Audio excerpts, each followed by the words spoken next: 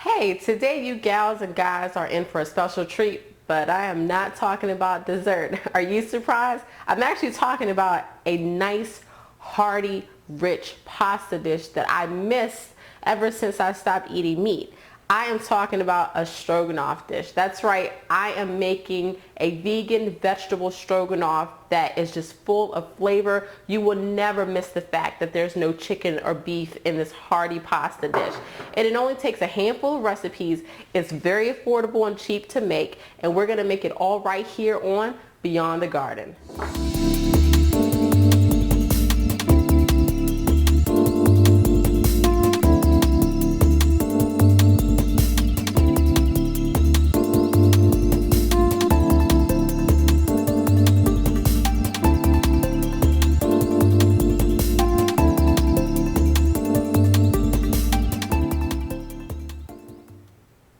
Hi, I'm EJ and welcome to Beyond the Garden, a vegetarian cooking experience that explores healthy but tasty vegetarian and vegan cuisine. And today we're making a vegan vegetarian stroganoff. No meat alternative substitute, just straight up veggies and flavor. And it really only takes a couple of ingredients that you need from your local supermarket, nothing exotic, so you can go to any supermarket, grocery store and find everything that you need.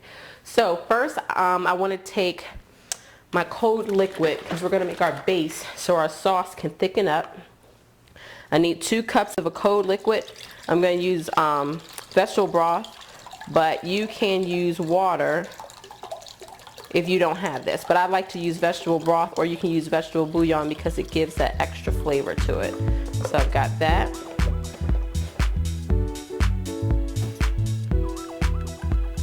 I got about 2 tablespoons of cornstarch.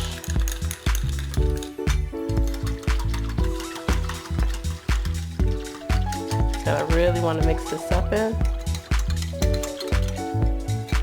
And I'm going to put this off to the side. I've got my hot skillet right here. Pour some olive oil in the skillet. Next, I want to add some fresh onion that I've already kind of cut into 8ths, so just 1 large onion cut into 8ths. Let that brown up a little bit. I also want to add some shallots. I've got 1 medium-sized shallot in here just to give it some flavor. It's also part of that onion family, but you don't have to use so many shallots to get so much flavor as you do with an onion. So I'm going to let this cook, soften up for about 5 minutes.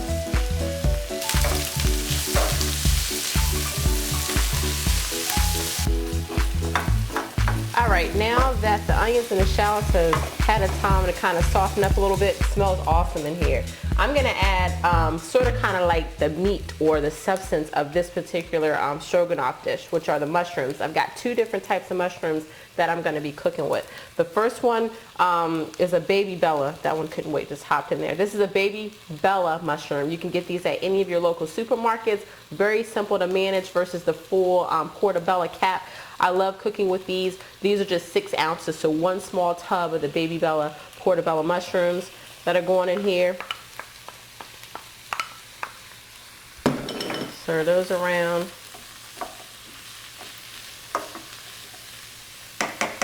Next, I'm using just the regular standard white button mushrooms that, of course, you can get from any local supermarket. 6 ounces here, so once again, one of the little styrofoam tubs of the button mushrooms. Put those in there. Now the baby bella mushrooms aren't super expensive. I got them for like $2.59 for the 6 ounces, and then the white button mushrooms were about $1.99. So right there, you're just looking at almost $4.50 for the mushrooms. Next, I've got some fresh thyme.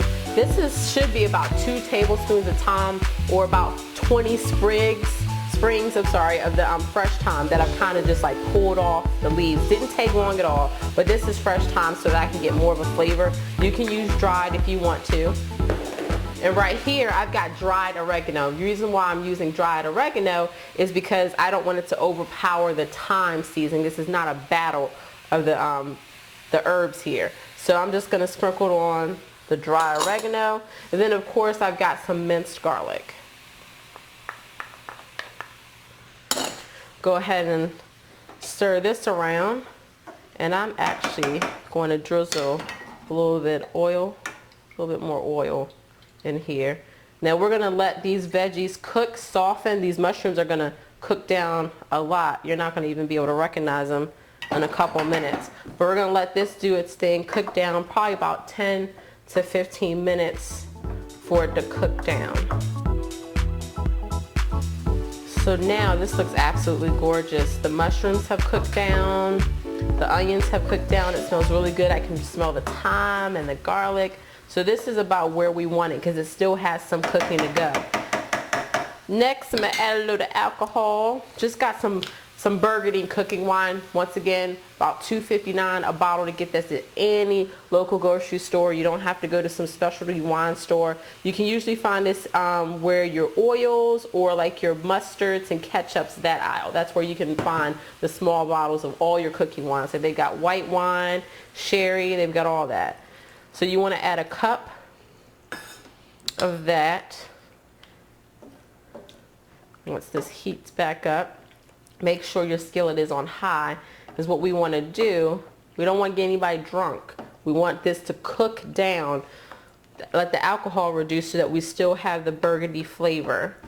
So we're going to let this cook for about 10 more minutes until the wine cooks down.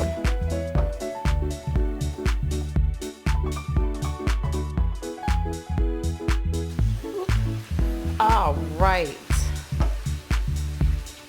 The burgundy wine is cooked down about where we want it. All this flavor is just sitting here in this pot begging for something to be done with it. So right now this isn't it. We've got to make it a sauce. We've got to make it that Stroganoff sauce that we've all come to love. So remember the vegetable broth and the cornstarch that I kind of set over here to the side. This is going to be our thickening agent. We are finally going to do something with it. So I'm just stirring it up, getting the cornstarch off the bottom, and then pour it in here and allow it to thicken up. All right, we have this Stroganoff sauce getting thick, right where we want it. I'm just going to add a couple dashes of salt, a little bit of pepper,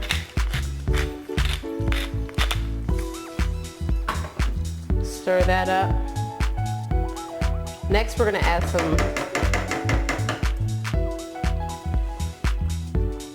I've got to add only about a half a cup of this. I wanted to get to, I still want my thickness. So just add a half a cup of soy milk.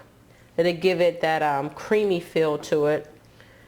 And then for just that little hint of tartness, we're going to add in, I've got 3 tablespoons of Dijon mustard, and I've got a drizzle of honey in here. So the honey just kind of gives it that little sweet, like when you feed this to someone, they're going to be like, what's that taste? So it's just a drizzle of honey and about 2 to 3 tablespoons of that Dijon mustard.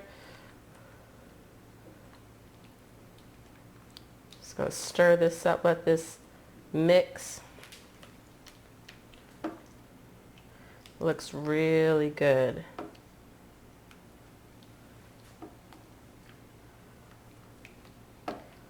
So now that I have that mixed, I'm going to go ahead and add in these colorful green peas. I've probably got about 6 ounces. So just less than 1 cup of peas. Put that one in there. And then I'm going to add in our carrots. So we've got mushrooms, onions, peas, and our carrots that we've got added in here.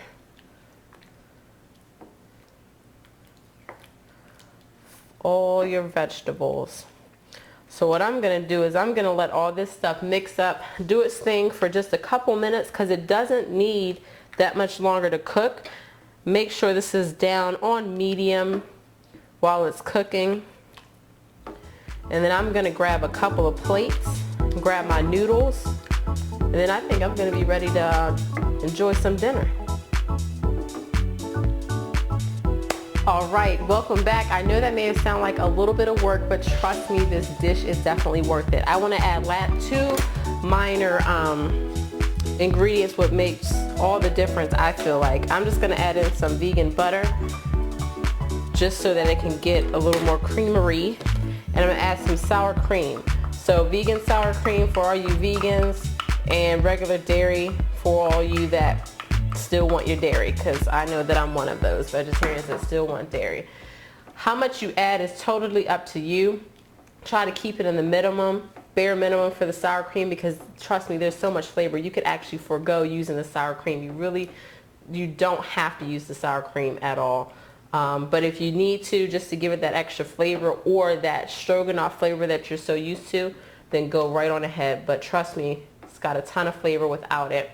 So just let that cook, just let that butter melt. But look at that, it's absolutely delicious. My husband did say this is one of his favorite dishes. You can actually add a protein sources if you want. You can add tofu, just lightly in a pan, kind of brown it on each side first, get it firm and nice and crunchy, and dice it up into cubes, and you can add it to this. You can do the same thing with seitan or tempeh, just in a separate pan or a separate skillet. Just brown it up a little bit, then dice it up, and then add it to the sauce. Now, it would not be stroganoff, of course, without some noodles. These are wide egg noodles. For vegans, just using an eggless pasta, such as you can use fettuccine, you can use angel hair, you can use elbow macaroni. Of course, the possibilities are endless. So you just want to scoop some of that on here. And this is really going to be my husband's and I dinner. I think his blood sugar is getting really low and he's ready to eat. So anyway, I'm going to serve this up. Go ahead and pour this creamy sauce on these noodles. And I mean, this is absolutely great. Like I said, this dish, very, very simple to make. Very affordable. You're going to be able to make this dish. It serves about 4 to 6 people, all for 20 bucks. All for 20 bucks. You've got a full meal right here. You can serve this up with a side salad or even some fresh steamed green beans. That will go great with this. And you've got a full meal. Who said being vegetarian was expensive? I said all these ingredients cost on average about 2 bucks a piece. So you've got a meal for a family of 4 to 6 for 20 bucks. It's awesome. You can't go out and eat healthy for this much. You can probably get a pizza, but then again, how healthy is that? I hope you have enjoyed this specific recipe, this vegetarian vegan stroganoff. I hope you've enjoyed it. I hope you take it into your kitchen and that you make it your own. I'm looking forward to all the feedback, how you made it your own, how you tweaked it, what things you added and things you've taken out of it. Thank you for welcoming into your home and your kitchen. And just remember, the next time you're caught up in a vegetarian and vegan meal dilemma, go beyond the garden. It's tastier on the other side. Until next time, take care.